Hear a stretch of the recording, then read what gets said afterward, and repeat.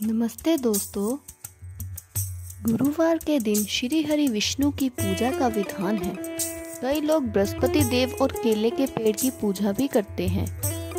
गुरुवार का व्रत बड़ा ही फलदायी माना जाता है। बृहस्पति देव को बुद्धि का कारक माना जाता है। केले के पेड़ को हिंदू धर्मानुसार बहुत पवित्र माना जाता है। बृहस्पतिवार के दिन भगवान विष्णु जी की पूजा होती है। इस दिन प्रातः उठकर भगवान विष्णु जी का ध्यान कर व्रत का संकल्प लेना चाहिए। बृहस्पति देव का ध्यान करना चाहिए। इस दिन पीले वस्त्रों, पीले फलों का प्रयोग करना चाहिए। इसके बाद फल, फूल, पीले वस्त्रों से भगवान बृहस्पति देव और विष्णु जी की पूजा करनी चाहिए।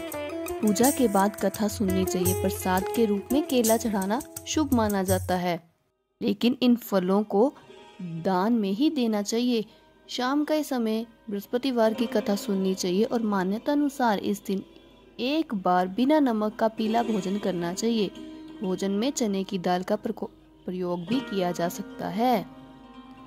अभी हम शुरू करते हैं बृहस्पतिवार व्रत की कथा। प्राचीन समय की बात है। एक नगर में बड़ा व्यापारी रहता था। वे जहाजों में माल लादकर दूसरे देशों में भेजा करता था। वे जिस प्रकार अधिक धन कमाता था, उसी प्रकार जी खोलकर दान भी करता था। परंतु उसकी पत्नी अत्यंत कंजूस थी। वे किसी को एक दमड़ी भी नहीं देती थी। एक बार सेठ जब दूसरे देश व्यापार करने गया तो पीछे से बृहस्पति देव ने साधु भेष में उनकी पत्नी से भिक्षा मांगी। व्यापारी की पत्नी बृहस्पति देव से बोली, हे साधु महाराज, मैं इस दान और पुण्य से तंग आ गई हूँ। आप कोई ऐसा उपाय बताएं जिससे मेरा सारा धन नष्ट हो जाए और मैं आराम से रह सकूं।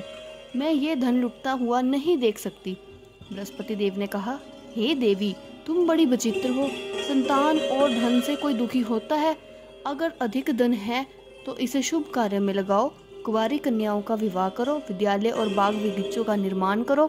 ऐसे पुण्य कारण करके तुम्हारा लोक परलोक सार्थक हो सकता है। परंतु साधु की इन बातों से व्यापारी की पत्नी को खुशी नहीं हुई। उसने कहा, मुझे ऐसे धन्य की आवश्यकता नहीं है जिसे मैं दान दूं। तब बृहस्पति देव बोले, यदि तुम्हारी ऐसी इच्छा है तो तुम एक उपाय करना। 7 बृहस्पतिवार घर को गोबर से लीपना, अपने केशों को पीली मिट्टी से धोना, केशों को धोते समय स्नान करना, व्यापारी से हजामत बनाने को कहना, भोजन में मांस मदिरा खाना, कपड़े अपने घर धोना। ऐसा करने से तुम्हारा सारा धन नष्ट हो जाएगा। इतना कहकर बृहस्पति देव अंतर ध्यान हो गए। व्यापारी की पत्नी ने बृहस्पति देव के कहे अनुसार 7 बृहस्पतिवार वैसा ही करने का निश्चय किया। केवल 3 बृहस्पतिवार बीते थे कि उसी समस्त धन संपत्ति नष्ट हो गई और वे परलोक सिधार गई। जब व्यापारी वापस आया तो उसने देखा कि उसका सब कुछ नष्ट हो चुका है। उस व्यापारी ने अपनी पुत्री को सांत्वना दी और दूसरे नगर में जाकर बस गया। वहां वे जंगल से लकड़ी काटकर लाता और शहर में बेचता। इस तरह वे अपना जीवन व्यतीत करने लगा। एक दिन उसकी पुत्री ने दही खाने की इच्छा प्रकट की, लेकिन व्यापारी के पास दही खरीदने तक के पैसे नहीं थे। वे अपनी पुत्री को आश्वासन देकर जंगल से लकड़ी काटने चला गया। वहां एक वृक्ष के नीचे बैठ अपनी पूर्व दशा पर विचार करके रोने लगा। उस दिन बृहस्पतिवार था। तभी वहां बृहस्पति देव साधु के रूप में सेठ के पास आए और बोले, हे मनुष्य, तू इस जंगल में किस चिंता में बैठा है? तब व्यापारी बोला, हे महाराज, आप सब कुछ जानते हैं। इतना कहकर व्यापारी अपनी कहानी सुनाकर रो पड़ा। बृहस्पति देव बोले, देखो बेटा, तुम्हारी पत्नी ने बृहस्पति देव का अपमान किया था, इसी कारण तुम्हारा ये हाल हुआ है। लेकिन अब तुम किसी प्रकार की चिंता मत करो। तुम गुरुवार के दिन बृहस्पति देव का पाठ करो। 2 पैसे के चने और गुड़ को लेकर जल के लोटे में शक्कर डालकर वे अमृत और प्रसाद अपने परिवार के सदस्यों और कथा सुनने वालों में बांट दो। स्वयं भी प्रसाद और चरणामृत लो। भगवान तुम्हारा अवश्य कल्याण करेंगे। साधु की बात सुनकर व्यापारी बोला, महाराज, मुझे तो इतना भी नहीं बचता कि मैं अपनी पुत्री को दही लाकर दे सकूं। इस प्रकार साधु जी बोले, तुम लकड़ियां शहर में बेचने जाना। तुम्हें लकड़ियों के दाम पहले से चौगुने मिलेंगे, जिससे तुम्हारे सारे कार्य सिद्ध हो जाएंगे। उसने लकड़ियां काटी और शहर में बेचने के लिए चल पड़ा। उसकी लकड़ियां अच्छे दाम में बिक गई, जिससे उसने अपनी पुत्री के लिए दही लिया और गुरुवार की कथा हेतु चना गुड़ लेकर कथा की और प्रसाद बांटकर स्वयं भी खाया। उसी दिन से उसकी सभी कठिनाइयां दूर होने लगी। परंतु अगले बृहस्पतिवार वो कथा करना भूल गया। अगले दिन वहां के राजा ने एक बड़े यज्ञ का आयोजन कर पूरे नगर के लोगों के लिए भोज का आयोजन किया। राजा की आज्ञा अनुसार पूरा नगर राजा के महल में भोज करने गया, लेकिन व्यापारी व उसकी पुत्री तनिक विलंब से पहुंचे। अतः उन दोनों को राज के महल में ले जाकर भोजन करवाया। जब वे दोनों लौटकर आए तब रानी ने देखा कि उसका खूंटी पर टंगा हार गायब है। रानी को व्यापारी और उसकी पत्री पर संदेह हुआ कि उसका हार उन दोनों ने ही चुराया है। राजा की आज्ञा से उन दोनों को कारावास की कोठरी में कैद कर दिया गया। कैद में पड़कर दोनों अत्यंत दुखी हुए। वहां उन्होंने बृहस्पति देव का स्मरण किया। बृहस्पति देव ने प्रकट होकर व्यापारी को उसकी भूल का आभास कराया और उन्हें सलाह दी कि गुरुवार के दिन कैद खाने के दरवाजे पर तुम्हें 2 पैसे मिलेंगे। उनसे तुम चने और मुनक्का मंगवाकर विधि पूर्वक बृहस्पति देवता का पूजन करना, तुम्हारे सब दुख दूर हो जाएंगे।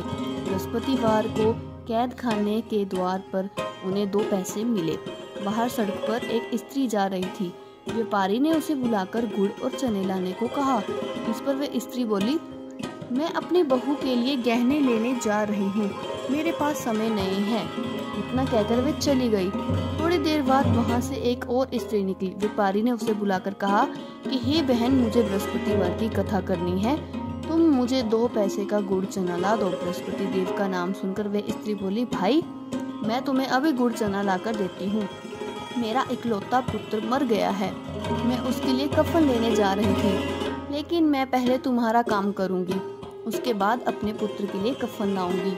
वे स्त्री बाजार से व्यापारी के लिए गुड़ चना ले आई और स्वयं भी बृहस्पति देव की कथा सुनी। कथा के समाप्त होने पर वे स्त्री कफन लेकर अपने घर गई। घर पर लोग उसके पुत्र की लाश को राम नाम सत्य है कहते हुए शमशान ले जाने की तैयारी कर रहे थे।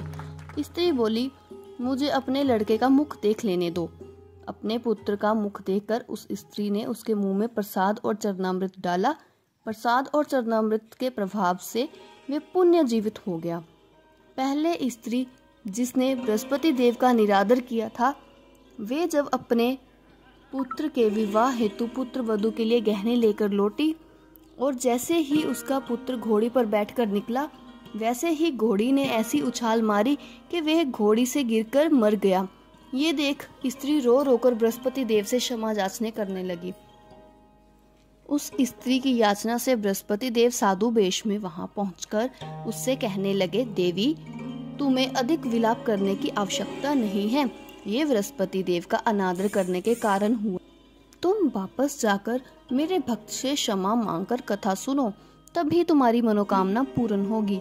जेल में जाकर उस स्त्री ने व्यापारी से माफी मांगी और कथा सुनी। कथा के उपरांत वे प्रसाद और चरणामृत लेकर अपने घर वापस गई। घर आकर उसने चरणामृत अपने मृत पुत्र के मुख में डाला। चरणामृत के प्रभाव से उसका पुत्र भी जीवित हो उठा।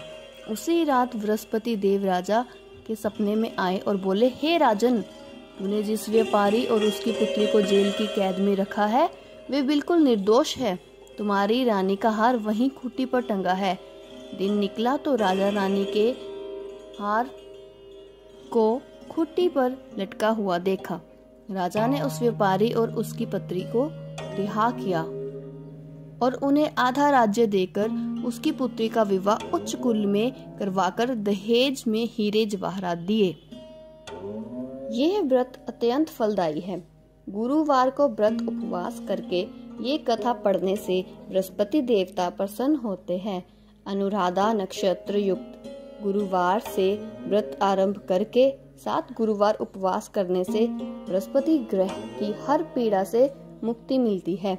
गुरुवार का व्रत पूरे श्रद्धा भाव से करने पर व्यक्ति को गुरु ग्रह का दोष खत्म हो जाता है तथा गुरु कृपा प्राप्त होती है। इन दिन व्रत करने से व्यक्ति को सारे सुखों की प्राप्ति होती है। जय बृहस्पति देव। ओम नमो भगवते वासुदेवाय नमः।